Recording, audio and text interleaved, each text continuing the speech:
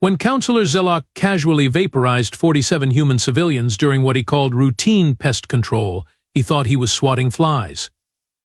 What he actually did was wake up the galaxy's most dangerous apex predators who had been pretending to be harmless refugees for 800 years.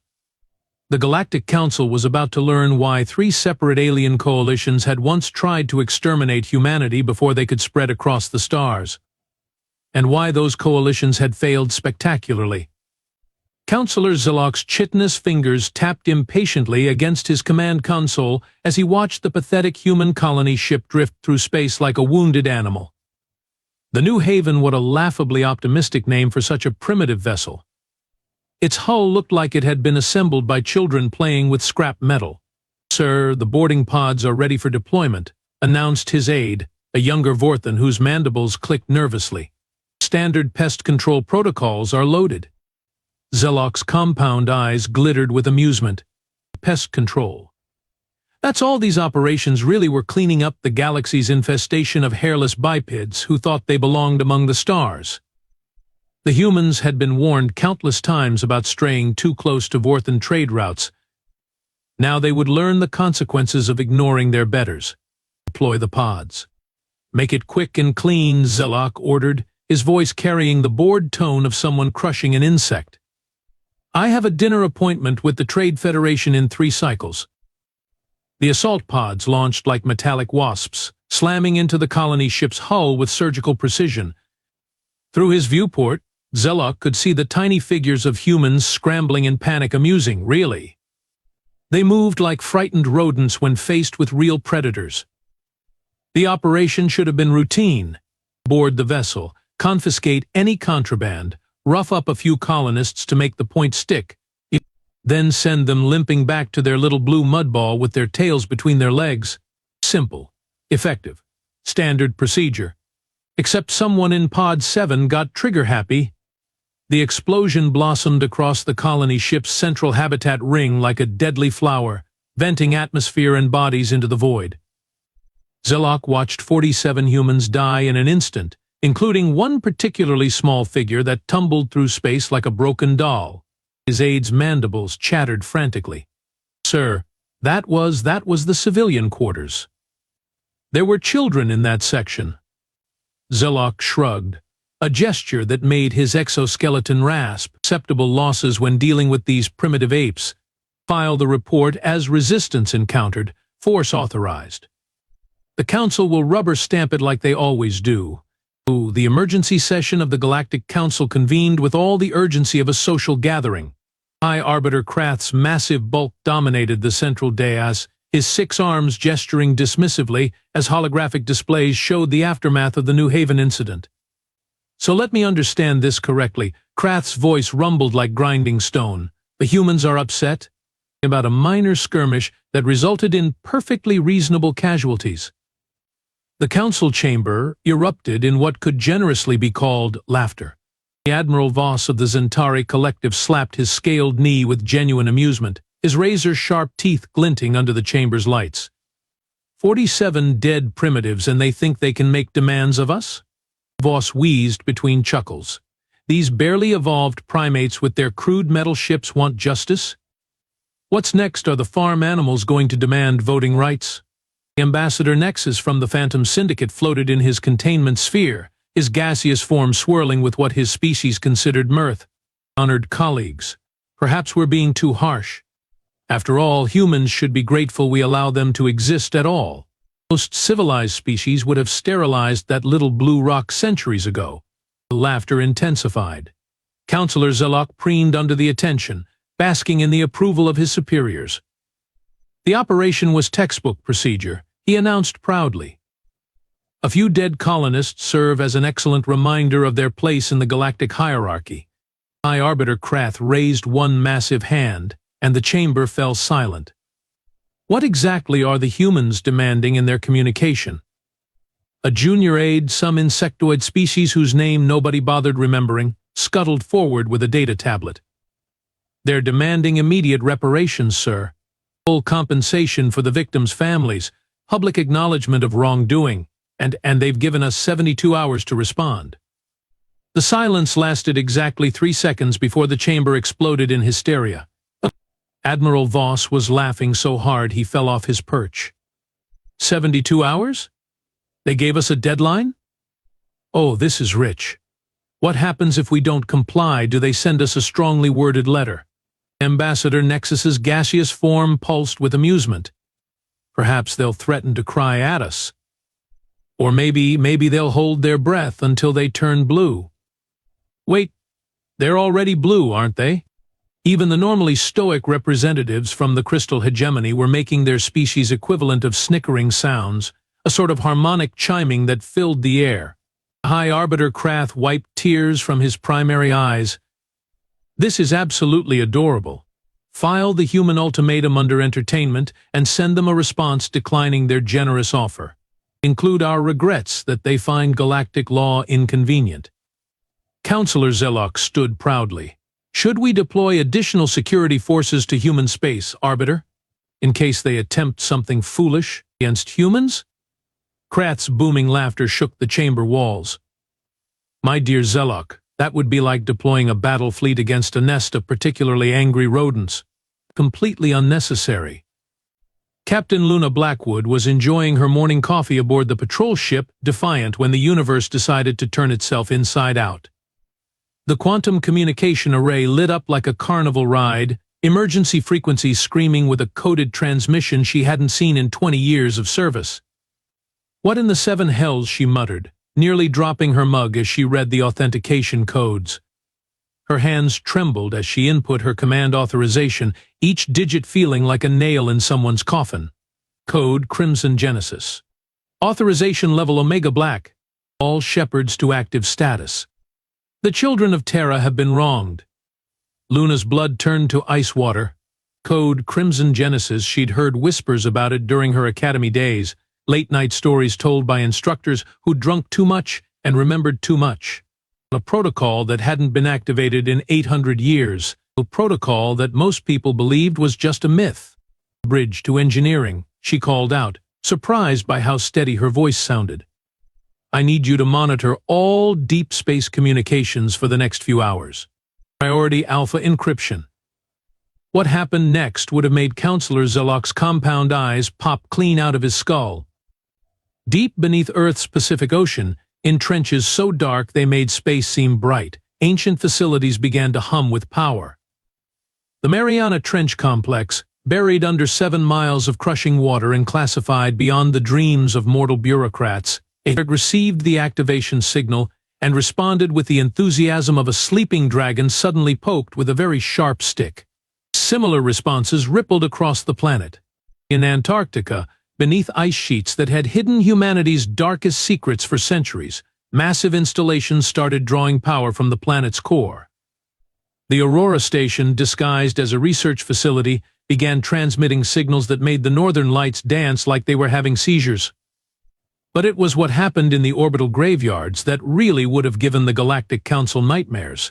Scattered throughout the solar system, in places where old ships went to die, ancient hulks that had been floating dead for generations suddenly weren't dead anymore. Emergency beacons that had been silent since before the first humans set foot on Mars began broadcasting coordinates, power signatures, and something that sounded suspiciously like laughter.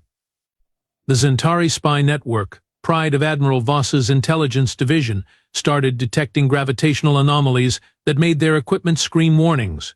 Near Jupiter's great red spot, space itself seemed to be folding like origami in the hands of a mad artist.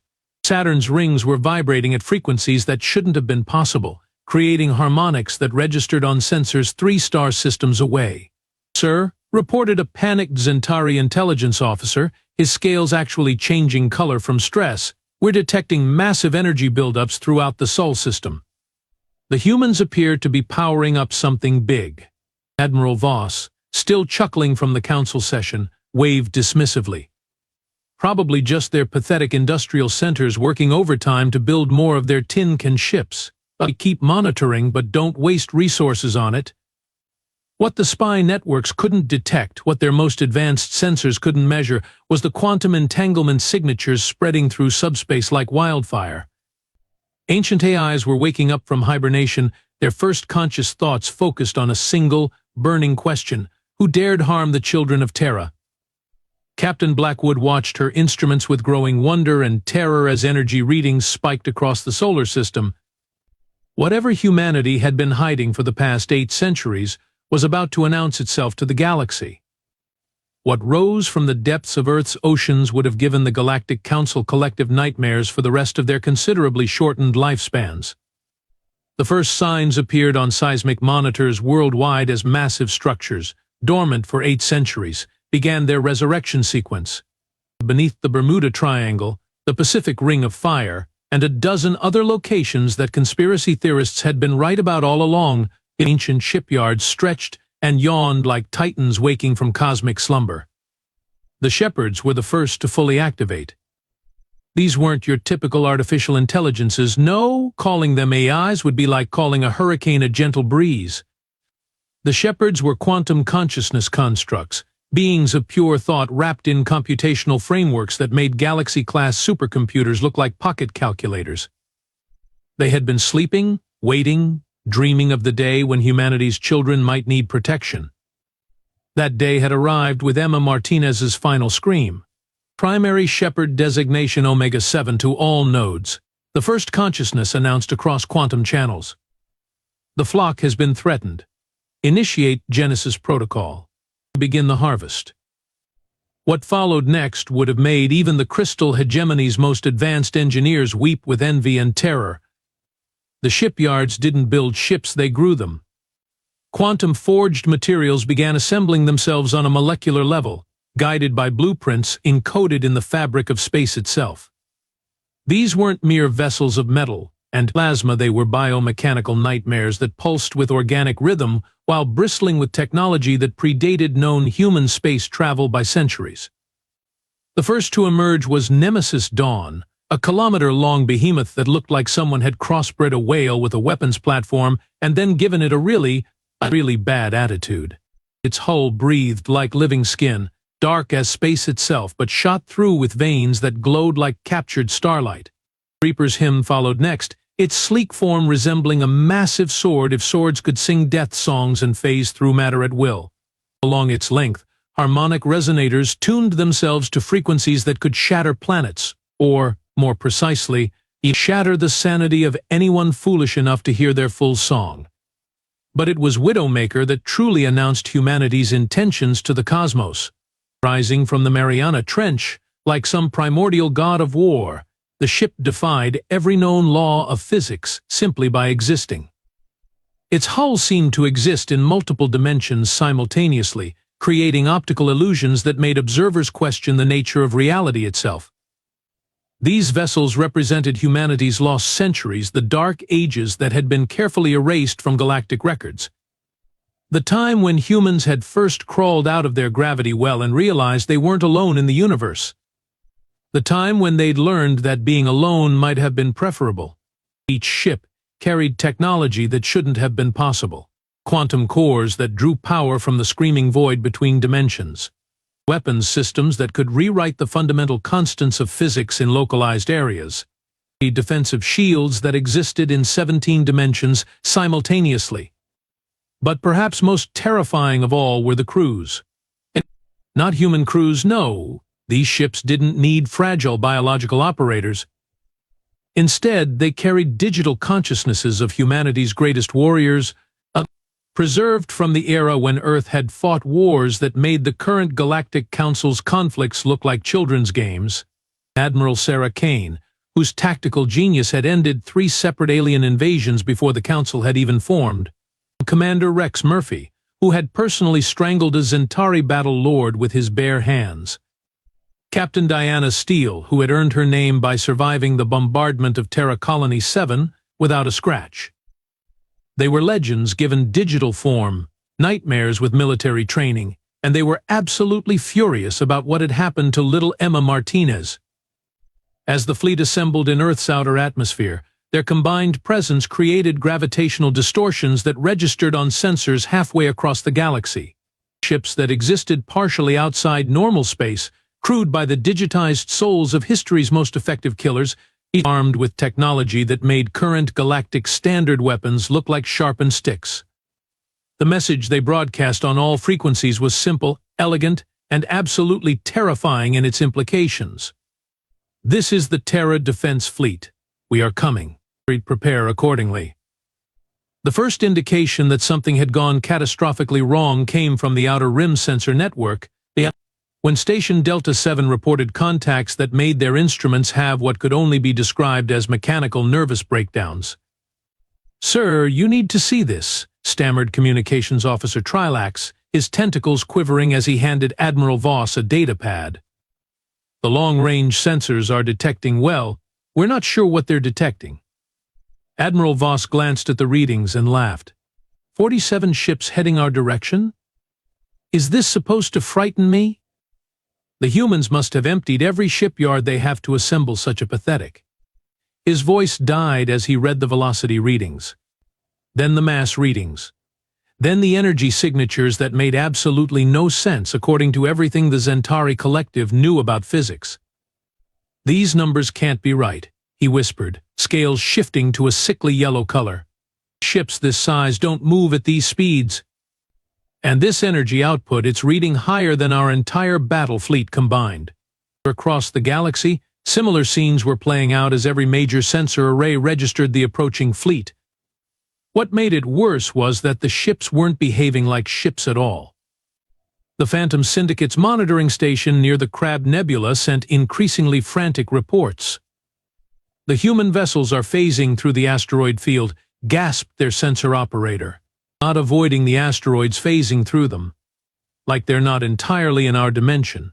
At the Crystal Hegemony's gravitational research facility, their most sensitive instruments detected something that violated every known law of physics. "The ships are ignoring gravity wells completely," reported their chief scientist, his harmonic voice cracking with stress. "A vessel that size should be affected by planetary gravity, stellar gravity, even the galactic center's influence. These ships are moving as if gravity simply doesn't apply to them." But it was Counselor Zelok who received the reports that made his exoskeleton start shedding plates from pure terror. His intelligence network, pride of the Vorthan Empire, had been working overtime to analyze the approaching threat. What they found in the deepest archives of galactic history made grown Vorthans weep. "Sir," his aide chittered, mandibles clicking frantically, "we've found references to these ship configurations in the classified archives. The designs match vessels from humanity's lost centuries from the silent wars." Zelok's compound eyes focused with laser intensity. "The silent wars are a myth. Fairy tales to frighten young cadets." "No, sir, they're not." The aide's voice was barely a whisper. "We've cross-referenced with 17 different species historical records. 800 years ago, humanity fought a series of conflicts that were so brutal, so devastating, that all participants agreed to classify the records beyond maximum security. Sir, these ships were specifically designed for total war, not conquest, not occupation complete, and absolute extermination of enemy species." The datapad slipped from Zelok's trembling claws as the full implications hit him. How is this technology centuries beyond what they should possess? "According to our analysis, these vessels incorporate quantum manipulation technology, dimensional phase shifting, and something our scientists are calling reality editing capabilities. Sir, the humans didn't just hide advanced technology from us, they hid the fact that they were already a Type 3 civilization when we first made contact." Panic spread through the Galactic Council chambers faster than a plague. Arbiter Krath's 6 arms flailed desperately as he tried to process the incoming reports. "You're telling me," he roared, his voice shaking the chamber walls, "that for the past 3 centuries we've been treating apex predators like domesticated pets?" Ambassador Nexus's gaseous form was swirling in patterns that indicated severe distress. "The energy readings suggest each ship carries enough firepower to sterilize entire star systems. And there are 47 of them." Admiral Voss was pacing frantically, his proud military bearing replaced by something approaching hysteria. "Our intelligence networks are reporting crew manifests for these vessels. They're not crewed by current humans, they're crewed by digital consciousnesses of humanity's greatest military leaders from their war period. We're not just facing advanced ships. We're facing the strategic minds that designed total warfare. The chamber fell silent as the full magnitude of their mistake became clear. Counselor Zilok, High Arbiter Krath's voice was deadly quiet. Remind me, what exactly did you call the operation against the human colony ship? Zelok's exoskeleton was now shedding plates like autumn leaves. Pest control, sir. And how many of their children died? 47 civilians, sir, including one juvenile designated Emma Martinez. The silence stretched until it became physically painful. So let me understand this correctly. Krath continued, his voice getting softer and therefore infinitely more terrifying. We just killed the children of a species that possesses technology capable of rewriting physics, commanded by digital resurrections of history's most effective military minds. While they were pretending to be primitives for our benefit? Counselor Zilok could only nod, his voice box completely paralyzed by fear. High Arbiter Krath looked around the chamber at his fellow council members, all of whom were displaying their species' equivalent of absolute terror. The human fleet didn't arrive at the council's home system, they simply existed there, as if the universe had suddenly decided that empty space needed to be occupied by 47 nightmares made manifest. No FTL signatures, no energy buildup, no gravitational distortions or quantum fluctuations that every known species used for faster-than-light travel. One moment the Nexus Prime System's defense grid was scanning empty space, and the next moment it was scanning the business end of humanity's barely contained fury. Admiral Voss was in the middle of his morning briefing when every alarm in the command center started screaming at once. Sir, his sensor operator's voice cracked like a teenager. We have contacts. 47 vessels just appeared at the edge of our system. Appeared? Voss snarled, his scales rippling with irritation. Ships don't just appear, you incompetent fool. Check your instruments. Sir, instruments are functioning normally. The human fleet is broadcasting on all frequencies.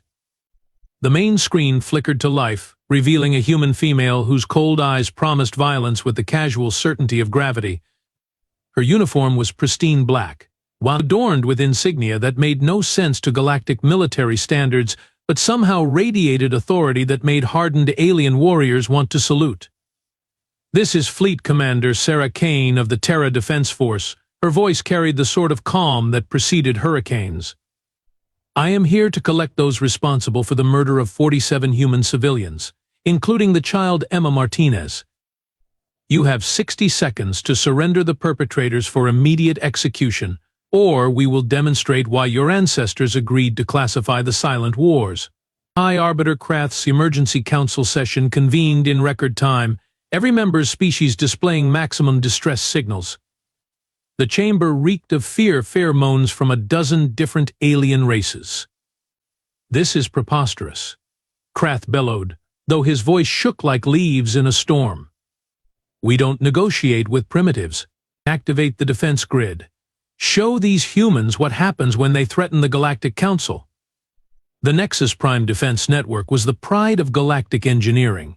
16,000 automated defense platforms, each one carrying enough firepower to level continents. Energy shields that could deflect stellar flares. Point defense systems that could track and destroy objects moving at 99% of light speed. It was, according to every military expert in known space, absolutely impenetrable. Fleet Commander Kane's response was a smile that would have made death itself nervous. Ghost of Terra, she spoke into her communications array, please provide our hosts with a demonstration of human hospitality. What happened next redefined the word impossible across 17 different languages. The Ghost of Terra, a ship that looked like someone had taken a traditional human destroyer and rebuilt it using nightmares and physics violations, simply moved. Not forward, not backward, but moved in ways that made experienced starship pilots question their understanding of three-dimensional space. The defense grid opened fire with the enthusiasm of 1,000 dying stars. Energy beams that could punch through moon-sized asteroids converged on the human vessel with mathematical precision. Every single shot passed through the Ghost of Terra as if it wasn't there. What in the name of Admiral Voss stared at his tactical displays as his weapons reported successful hits while his sensors insisted the target was undamaged? Are our weapons malfunctioning? No, sir, his weapons officer whispered. The ship isn't entirely in our dimension. It's phasing between dimensional states faster than our targeting computers can track. The Ghost of Terra's response was surgical in its precision and artistic in its brutality. It didn't destroy the defense platforms, it converted them. Quantum manipulation beams reached out like invisible fingers, touching each platform for microseconds. The results were immediate and horrifying. Platform 77 Alpha, a masterpiece of Zentari engineering, simply folded. Its hull materials rearranged themselves on a molecular level, transforming from a weapons platform into what appeared to be abstract sculpture with a disturbing resemblance to a screaming face.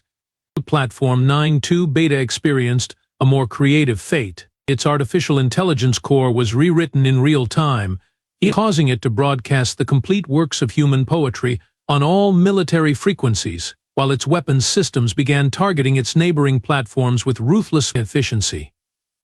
The Phantom Syndicate's pride, Platform Delta Prime, discovered that its energy shields had been converted into conductive materials, causing massive feedback loops that turned the station into the galaxy's most expensive firework display.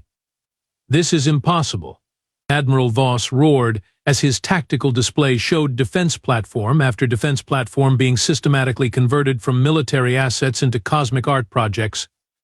Our technology is centuries ahead of anything humans should possess. His sensor operator looked up with eyes that had seen too much. Sir, according to our scans, the human ship is using technology that manipulates matter at the quantum level. They're not just destroying our platforms, they're rewriting the fundamental atomic structure of our equipment. In less than 6 minutes, the impenetrable Nexus Prime defense grid had been transformed into a museum of abstract art that happened to be floating in space. Not a single platform had been destroyed in the traditional sense. They had all been converted into something else entirely, leaving no debris, no energy signatures, and just the lingering impression that reality itself had been edited by someone with a very twisted sense of humor. Fleet Commander Kane's voice cut through the stunned silence on every communication channel. That was our polite introduction. The next demonstration will be considerably less gentle. I repeat my offer: surrender those responsible for the deaths of our civilians, or learn why the Council's predecessors classified our military capabilities beyond maximum security. High Arbiter Krath stared at the tactical displays showing his supposedly impregnable defenses converted into cosmic artwork, and for the first time in his long political career, he understood what true terror felt like. High Arbiter Krath's voice shook as he opened a direct communication channel to the human fleet, and his 6 arms gesturing frantically at his subordinates to prepare for whatever diplomatic miracle might save them from complete annihilation. Fleet Commander Kane. He began, his massive frame somehow seeming small against the backdrop of his transformed defense grid. I demand to know how your primitive species possesses technology that surpasses our most advanced civilizations.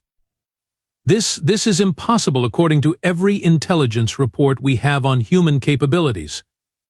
Commander Kane's response was a laugh that made seasoned warriors across 3-star systems consider early retirement. Primitive. Her voice carried the sort of amusement that preceded mass extinction events.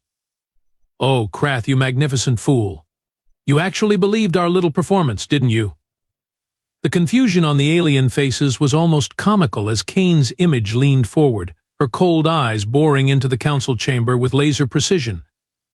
Let me educate you about humanity, since your intelligence networks seem to have missed a few rather important details. Earth isn't just a garden world that happened to evolve dangerous fauna. It's a death world that spent 4 billion years perfecting the art of creating the most efficient killers that the universe has ever seen. Admiral Voss interrupted with desperate bravado. But your technology levels, your industrial capacity, our surveys clearly showed exactly what we wanted you to see. Kane's smile could have frozen stars. Every human ship you've encountered, every colony you've visited, every piece of technology you've analyzed, carefully staged performances designed to make you underestimate us. The council chamber fell silent as the implications sank in like cosmic radiation. You see, gentlemen, we learned a very important lesson during what your predecessors called the Silent Wars. When humans first left Earth 800 years ago, we made the mistake of showing our neighbors exactly what we were capable of. The result was 3 separate galactic coalitions forming with the express purpose of exterminating humanity before we could spread. Kane gestured to something off-screen, and the holographic display shifted to show historical records that made several council members emit their species equivalent of whimpering. The Cathara hegemony tried to sterilize Earth with quantum bombs. We responded by converting their entire star system into a memorial garden with their still-living leaders as the centerpieces. The Vorth Collective attempted biological warfare against our colonies. We returned the favor by engineering a plague that turned their home planet's atmosphere into something resembling sulfuric acid. Councillor Zilok's exoskeleton was now shedding plates so rapidly he looked like he was molting in fast forward. But the galactic records show humans as barely space-capable. Because we rewrote those records, Kane's voice carried the patience of a teacher explaining basic concepts to particularly slow students. After the 3rd attempted genocide, we realized that the galaxy wasn't ready for apex predators. So we decided to pretend to be prey. The truth hit the council like a meteor strike, for 8 centuries. We've been hiding in plain sight. Every human colony ship you've seen was deliberately built to look primitive. Every human military vessel was designed to appear technologically inferior. Every interaction with your species was carefully choreographed to maintain the illusion that we were harmless refugees from a backwater world. Ambassador Nexus's gaseous form was swirling in patterns that indicated complete mental breakdown. You've been treating us like children playing with dangerous toys. Not children, Kane corrected with terrifying gentleness, more like pets. Adorable, bumbling pets who occasionally needed to be reminded not to bite the hand that fed them. High Arbiter Krath's political mind finally grasped the full scope of humanity's deception.